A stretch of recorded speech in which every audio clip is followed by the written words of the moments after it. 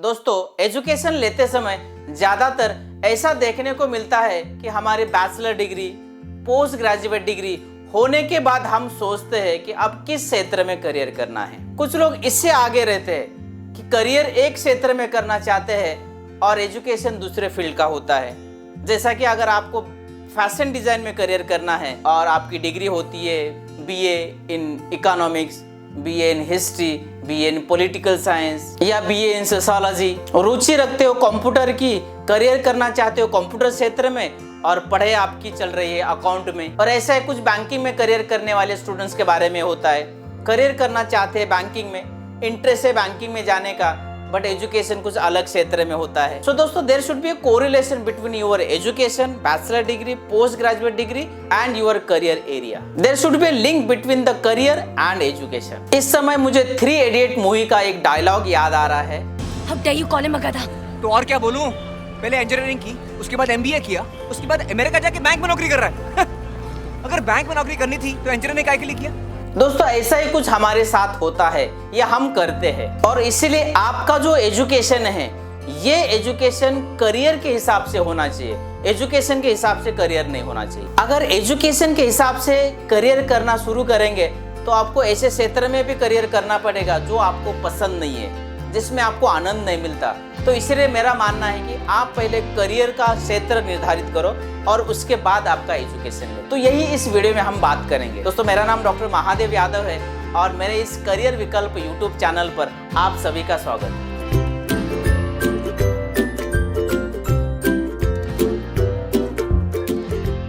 दोस्तों, इस वीडियो में हम करियर के हिसाब से कौन कौन से कोर्सेज बैचलर डिग्री या पोस्ट ग्रेजुएट डिग्री करना चाहिए इस बारे में बात करेंगे। तो पहला हम देखेंगे, अगर आप बैंकिंग क्षेत्र में इंटरेस्ट रखते हो, that may be A private bank, government bank, public sector bank, तो उसके लिए क्या एजुकेशन होना चाहिए, किसमें आपकी बैचलर डिग्री होनी चाहिए या पोस्ट ग्रेजुएट डिग्री होनी चाहिए, इस बारे में अभी बात करेंगे। दोस्तों, बैंकिंग में अगर रुचि रखते हो तो आपकी जो बैचलर डिग्री है बैंकिंग रिलेटेड होनी चाहिए, जैसा कि BMS, bachelor in management studies, BBA, bachelor in business administration, या bachelor in accounts and finance, bachelor in banking या बैचलर इन कॉमर्स। बैचलर होने के बाद अगर आप पीजी डिग्री करना चाहते हो तो पीजी डिग्री भी आपकी MCom in commerce, MCom in banking and finance, या MBA in finance, MBA in marketing, MBA in HR, MA in economics, MA in business economics, MBA in business management, MBA in business economics,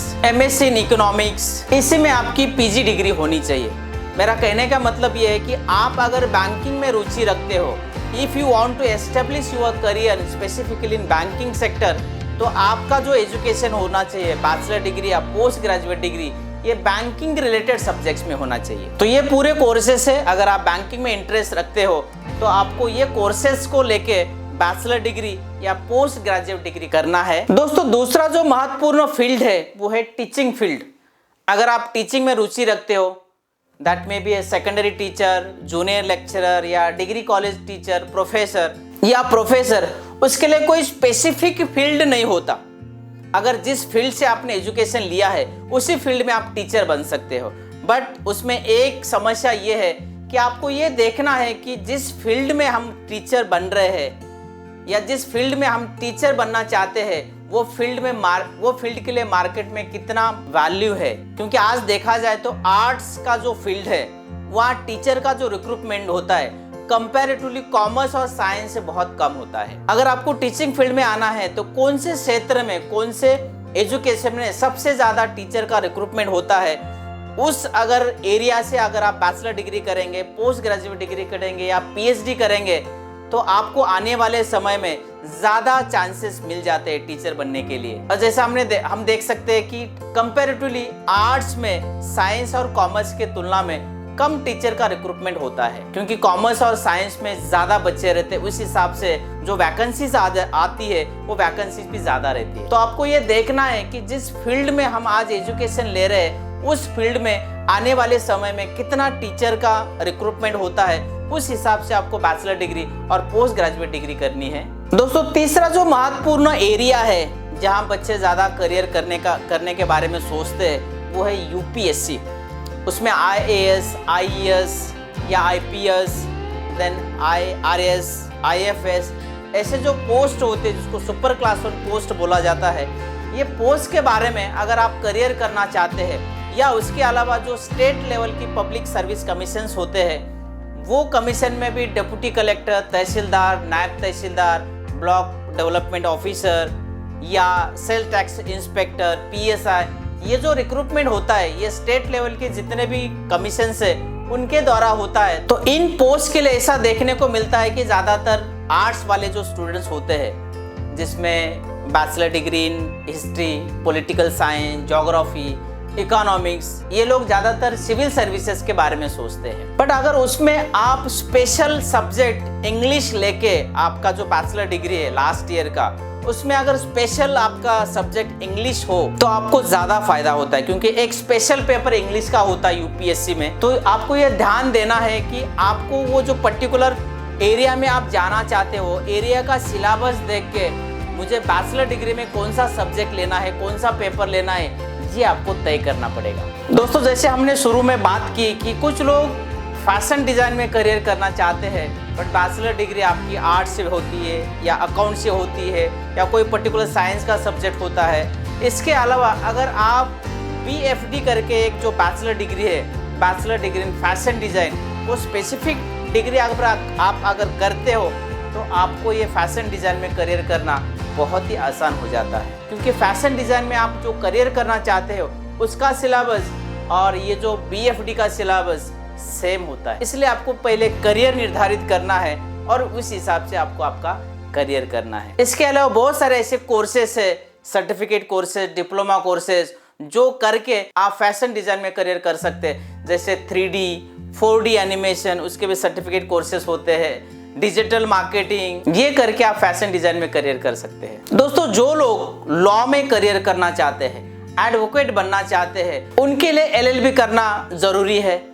but बहुत बार ऐसा देखने को मिलता है कि हम BCom करने के बाद, BA करने के बाद या BSc करने के बाद LLB करते हैं। आप बैचलर डिग्री करने के बाद भी LLB कर सकते हैं, बट अगर आपकी 12वीं हो गई है और आपने तय किया कि हमें अभी करियर लॉ में करना है, एडवोकेट बनना है, वकालत करना है, तो आप 12वीं के बाद 5 साल का लॉ का इंटीग्रेटेड कोर्स कर सकते हैं। बैचलर डिग्री करने के बाद अगर आप LLB करेंगे, आपको 6 साल देना पड़ते हैं, आप 5 साल में ही एडवोकेट बन जाएंगे और आपका 1 साल यहाँ बच जाएगा। तो करियर के हिसाब से कोर्सेस होने चाहिए। दोस्तों, ये वीडियो के माध्यम से मुझे ये संदेश आपको देना है कि अगर आपको मुंबई में जाना है तो टिकट मुंबई का ही निकालना पड़ेगा, दिल्ली का निकाल के कोई फायदा नहीं। वैसा जिस क्षेत्र में आपको करियर करना है उस क्षेत्र से रिलेटेड जो एजुकेशन है, जो कोर्सेस है, वो करेंगे तो आपके लिए अच्छा हो। दोस्तों, कुछ लोगों का सर्विस में इंटरेस्ट नहीं होता, वो बिजनेस बनाना चाहते हैं, इंडस्ट्री बनाना चाहते हैं, इंडस्ट्री में अपना करियर करना चाहते हैं। उनके लिए भी स्पेसिफिकली बैचलर डिग्रीज है, पोस्ट ग्रेजुएट डिग्रीज है। उस हिसाब से आपको तय करना पड़ेगा कि अगर आपको बिजनेस में करियर करना है तो बिजनेस से रिलेटेड जितने भी बैचलर डिग्रीज है, जितने भी कोर्सेस है, वो कोर्सेस आपको करना। दोस्तों, हमारे देश में बहुत सारे ऐसे मैनेजमेंट स्कूल्स है जहां bachelor degree in entrepreneurship, bachelor degree in management, bachelor degree in business, ऐसे बैचलर डिग्रीज होती है। इसके अलावा MBA के बहुत सारे ऐसे कॉलेजेस है। इसके अलावा बहुत सारे ऐसे PG के कोर्सेस है, जैसे कि MBA इन फाइनेंस। उसके अलावा बिजनेस से रिलेटेड बहुत ऐसे PG कोर्सेस है, जैसा MBA in human resource management, MBA in marketing, MBA in business management. ये करके भी आप अच्छी तरह बिजनेस कर सकते हैं, क्योंकि ये जो एजुकेशन है, ये एजुकेशन आपको बिजनेस का ही नॉलेज मिलेगा। दोस्तों, इसके अलावा हमारे देश में हर डिस्ट्रिक्ट लेवल पर DIC सेंटर्स है, जिसको डिस्ट्रिक्ट इंडस्ट्रियल सेंटर बोलते हैं। ये डिस्ट्रिक्ट इंडस्ट्रियल सेंटर का काम ये होता है कि उस डिस्ट्रिक्ट के अंदर जो लोग इंडस्ट्री एस्टेब्लिश करना चाहते हैं, इंटरेस्टेड है बिजनेस शुरू करने के लिए, उनको ये DIC मदद करता है। उनके भी काफ़ी सारे ऐसे कोर्सेस होते हैं, 15 दिन के वर्कशॉप्स होते हैं, जिसमें यही आपको सिखाया जाता है कि इंडस्ट्री एस्टेब्लिश करने के लिए क्या क्या ज़रूरी है, फाइनेंस कहाँ से मिलता है, रॉ मटेरियल कहाँ से मिलेगा, मार्केट कहाँ मिलेगा। तो ये सेंटर के जो कोर्सेस होते हैं, ये कोर्सेस करके भी आप आपका बिजनेस चला सकते हैं, बिजनेस में आप करियर बना सकते हैं। दोस्तों, ये वीडियो की पूरी समरी ये है, निचोड़ ये है कि आप पहले आपका करियर डिसाइड करो, और ये करियर के हिसाब से आपका एजुकेशन होना चाहिए। तो चलिए दोस्तों, आज के लिए बस इतना ही। फिर मिलेंगे एक नया करियर विकल्प के साथ, एक नए वीडियो के साथ। Thank you for watching.